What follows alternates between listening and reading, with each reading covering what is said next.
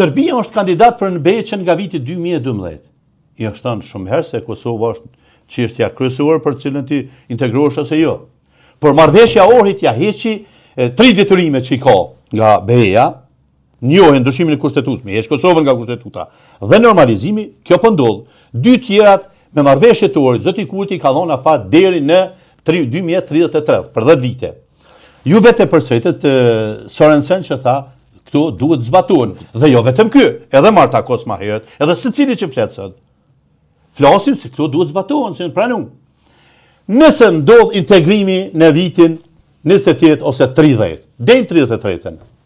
Kosova, i vendeve të Ballkanit Perëndimor ku hyn edhe Serbia, e cila ju kanë hapur kapitull i cili u hap para mbroma kur ishte lajme.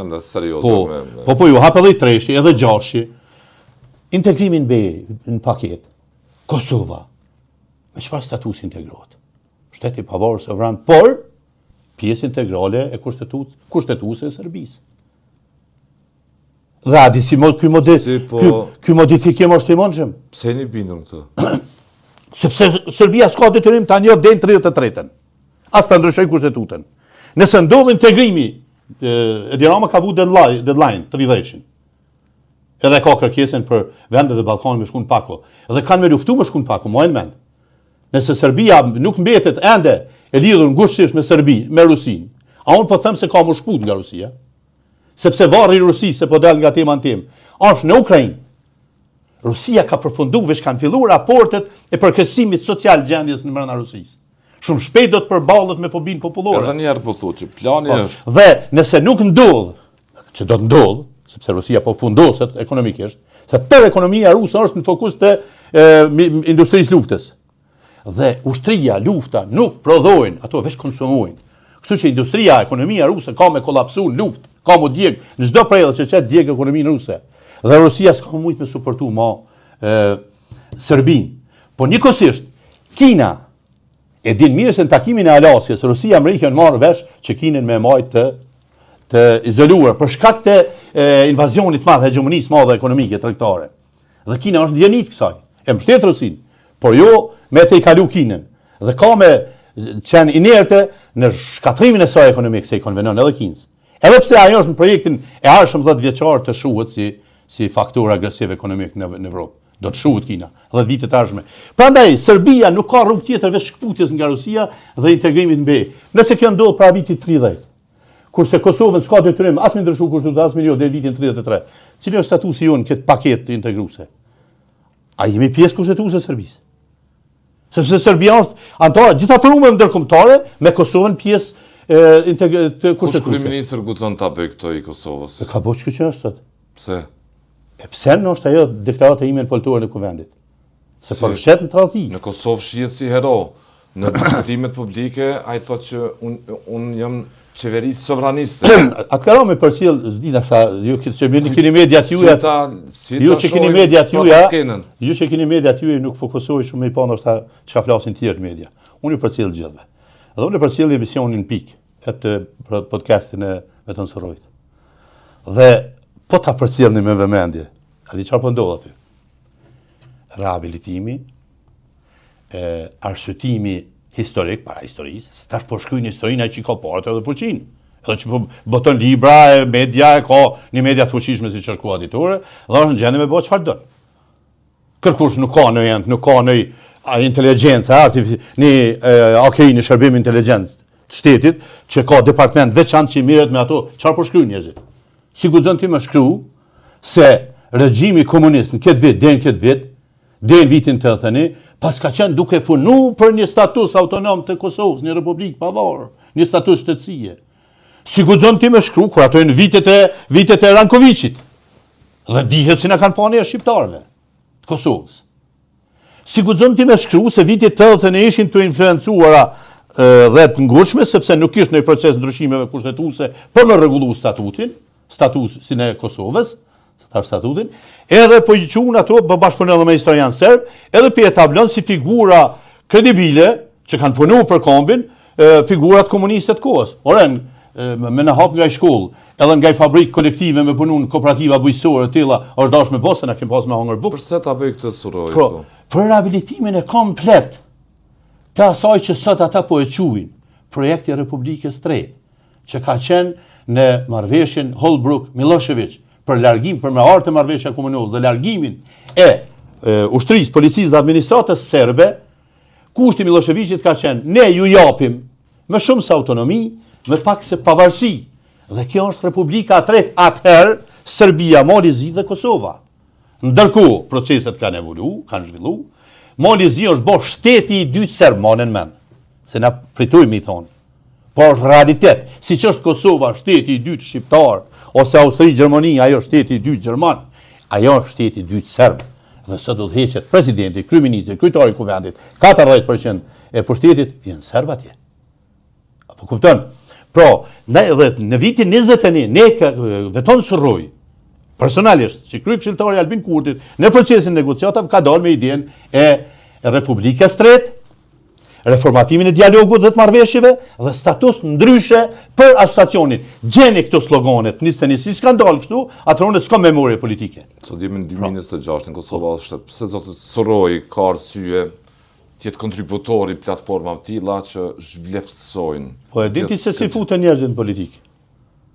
Se mos rastisht, projektohen herët. Mua tash në fushën e mbrojtjes së sigurisë më ka me lexu literatura ndryshme. Për shembull, unë e di person shërbimet, tazam, Amerikan dhe Rus në atë kohë, dy bloqet, kanë dërguar një qift që e ka lindur një fëmijë në Rusi që ka shku dhe është martu, në Amerikë që e ka lindur një fëmijë, në Amerikë që o këtu jo bo agent Amerikan në Rusi. Kanë lëndru gjatë... A i ka kupton sa kohë punohet për krimin e një kuadri.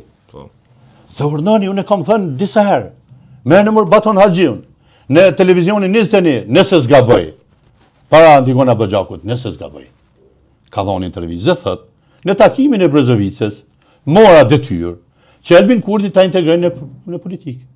Dhe thët, unë e kam fut në Unionin e Studentëve në 97.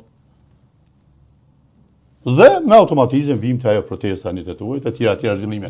Shumica e qytetarëve në këtë vend, atë e shohin si një kryeministër që shliroj veriun e Kosovës. Gjene mirë, edhe njëherë, është turp me indëgju kushtu bo kjo bised, Kosova është shliruar në qeshur 99, Shtu thonë, në po i referohem. është shliruar në tërë teritorin e saj nga Zoti, ushtria shlirimtare e Kosovës dhe Shtetet Bashkuara të Amerikës.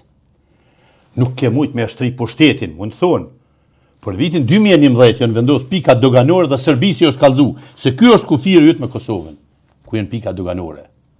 Janë vendos me forcë, me sakrifica, është vrani polis në atë kohën Verzhiberi. Një periudhë është dash këfori, ma vonjën shkut ju mësu. Ka dal.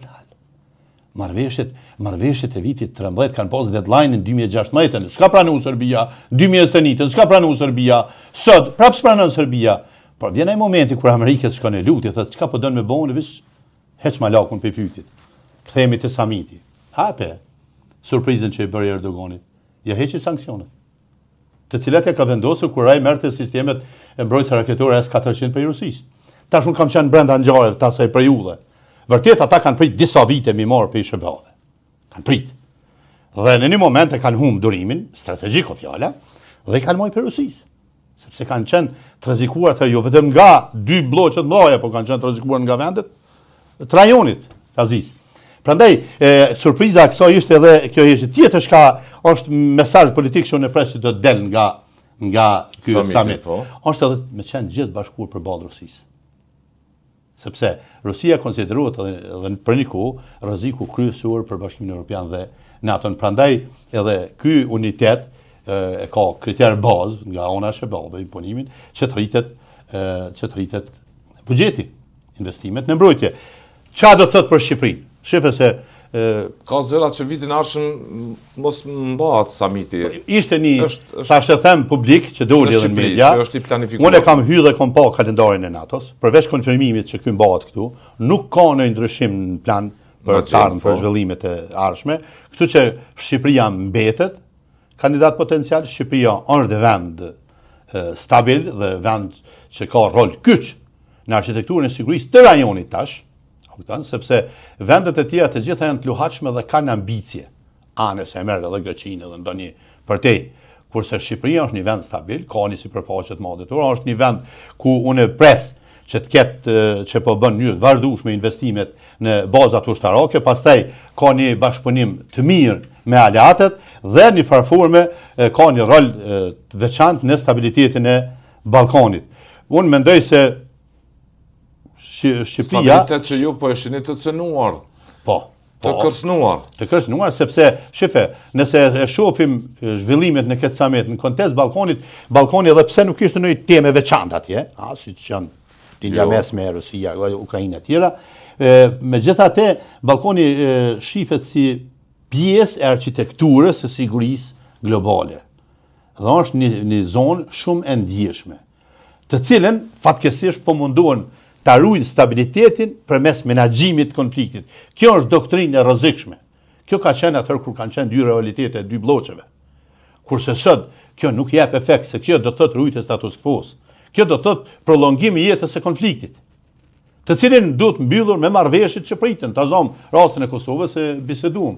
Kurse në Ballkan, në Malezi, Maqedonia, këto veçën pjesa e asaj strukture, arkitekturës së sigurisë. Edhe Shqipëria poshtë, Bosnia me të Igrim diskutabile, sepse ka çështjen me Republikën Srpska. Mirë po unë në përgjithësi situatën në Ballkan e shoh të menaxhueshme, sepse këtu ka vetëm një shtet që po pretendon të jetë hegemon në rajon, që është Serbia, ka bërë investime të jashtëzakonshme në fushën e mbrojtjes, ka një buxhet që përfshin ndoshta bashkërisht buxhetet e 5 shtete përreth saj, që jemi përjashtor Kroacinë që është mund t'i bëjë rivalitet. Mirë po, çfarë do t'i shërbejnë? Të gjitha këto vende të rajonit përreth Serbisë tani janë pjesë e NATO-s. Edhe Kosova është territori i NATO-s. Dhe si do t'i përdor, për çka do t'i përdor ato armatime?